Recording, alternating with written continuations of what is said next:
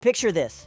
You're spending the summer with your weird great-uncle in a cabin full of bizarre creatures, cryptic journals, and more conspiracy theories than a late-night internet deep dive. Yeah, welcome to Gravity Falls, the place where nothing is what it seems, and everything is way too weird to explain. But today, we're going to try. Get ready to uncover some of the wildest, most obscure lore hidden within this brilliantly twisted little town. First off, meet our heroes, Dipper and Mabel Pines, two twins who are sent off to the mysterious town of Gravity Falls to stay with their eccentric great-uncle Stan. Stan's kind of like that relative you never want to visit, except he's got a secret underground bunker and a criminal record. But hey, he means well, I guess. Now Mabel is all about glitter, crafts, and adorable chaos, while Dipper is the definition of a paranoid, conspiracy-hunting tween. You know the type, the kid who's constantly looking for the deeper meaning behind every weird thing. Only this time, he's totally right, because Gravity Falls is a town where the paranormal is just normal. It all kicks off when Dipper finds a mysterious journal hidden in the woods. This isn't your average summer vacation diary. It's a freaking guidebook to the weirdness of Gravity Falls. We're talking cryptic notes, bizarre creatures, and some serious what the heck is happening moments. Turns out this journal is just one of 3, because of course the mystery runs deeper. The journals are packed with clues about the town's dark secrets, and were written by someone Dipper and Mabel don't even know exists yet. But we'll get to him later. What makes the journals so fascinating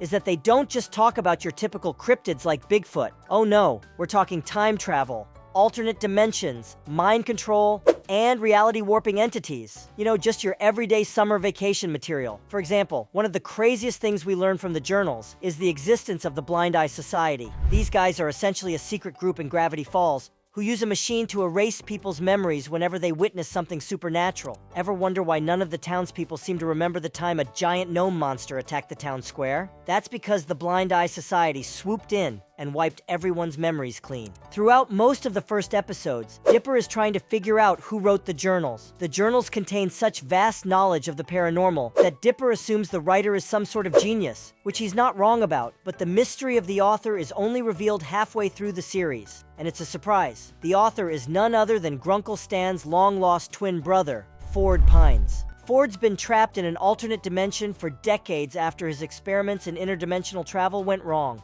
In his quest for knowledge, Ford accidentally unleashed the show's primary villain, Bill Cipher, into their world. And if that's not enough of a headache, Ford's entries detail his battle against Bill and his attempts to close the interdimensional rift that Bill is trying to use to bring Weirdmageddon into full swing. So who is Bill Cipher and what exactly makes him a villain? Isn't he just a floating, talking triangle with one eye? Wait, that reminds me of something. Oh right, the Illuminati. Yeah, Bill's basically the living embodiment of every conspiracy theorist's nightmare.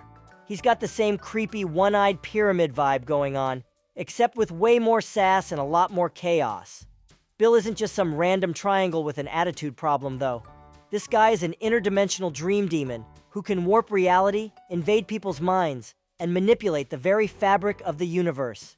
In Gravity Falls, he's like the ultimate wild card, messing with everyone's lives just because he can, all while laughing maniacally. And trust me, once he starts getting serious about his world domination plans, aka Weirdmageddon, things go from, this is weird, to, oh, we are totally doomed, real fast.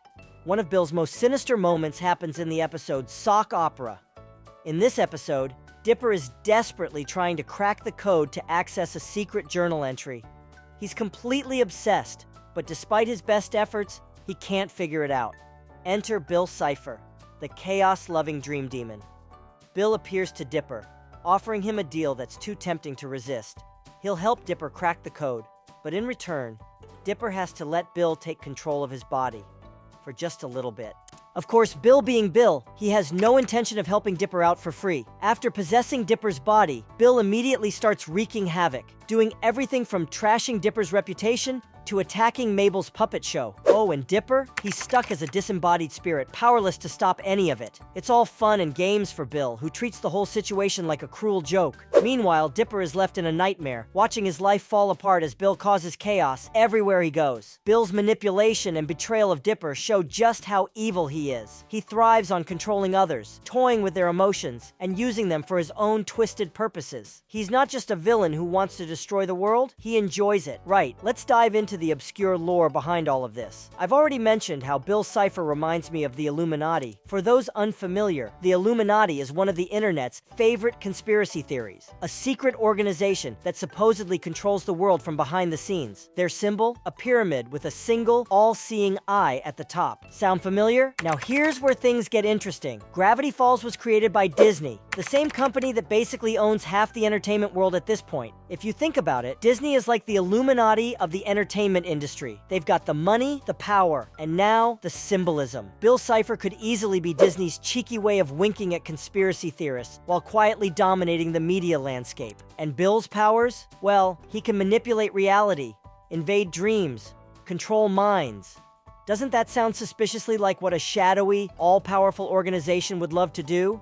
Coincidence? I think not. So what if, just maybe, Bill Cipher is Disney's not-so-subtle way of saying, "We're watching, and we're coming for your entertainment soul." Whoa, hold up, we're getting a bit sidetracked here. Let's pull it back before we tumble down a conspiracy rabbit hole.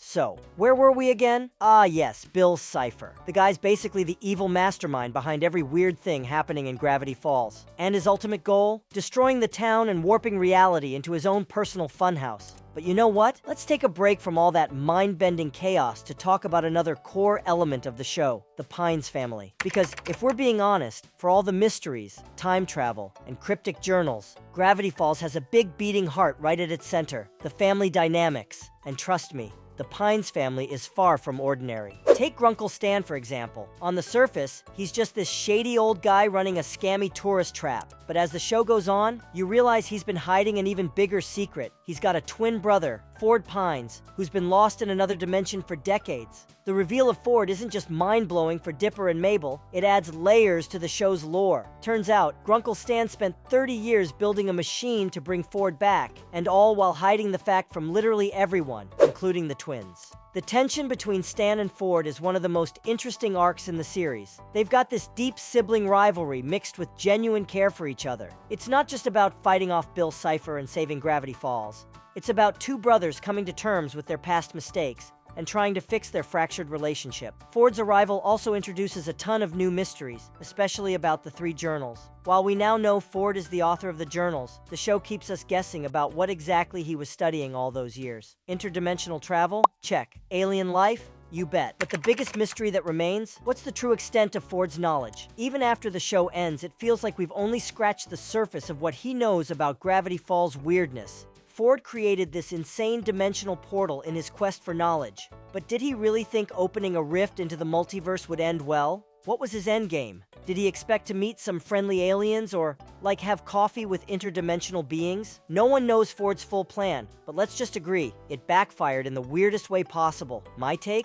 Ford was just looking for the universe where he won a Nobel Prize for physics, but instead, he found Bill Cipher and a whole lot of regret. Let's move on to one of the most bizarre and underrated characters of Gravity Falls, Old Man McGucket. You might have dismissed him as just the local kook, always raving about robot conspiracies or yelling something incomprehensible in the background. But actually, McGucket's story is one of the most tragic and shocking arcs in the show. Turns out, Fiddleford McGucket was once Ford's brilliant research partner. Yeah, this guy was smart. Like, co-invented a portal to other dimensions? Smart. The twist? He was the original test subject for Ford's memory erasing machine. The trauma of working on the portal and the terrifying glimpse into other dimensions led McGucket to erase his own memories over and over until he became the babbling, fried-brained man we see today. Imagine a genius driven to the edge by the things he saw, then willingly choosing to forget his entire life to escape the horrors he unleashed. The eerie part?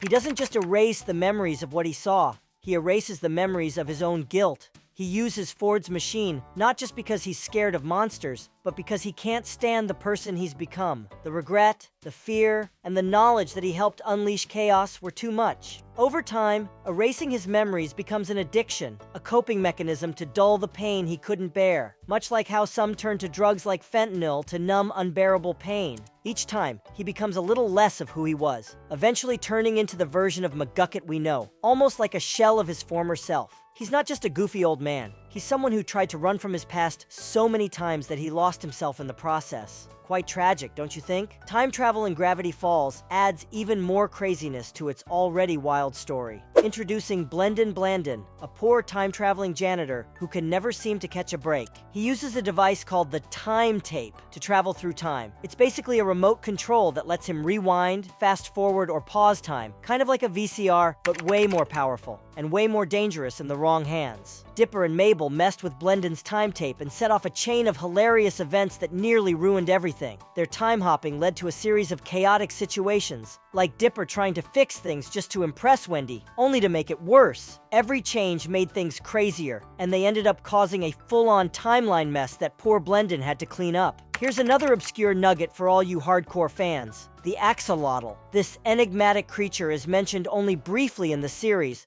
but it plays a huge role in the Gravity Falls lore if you dig deep enough. In the Gravity Falls Journal 3 book, Bill Cipher speaks of the Axolotl in his backward message, hinting at its godlike powers and suggesting that it might be the key to his potential return.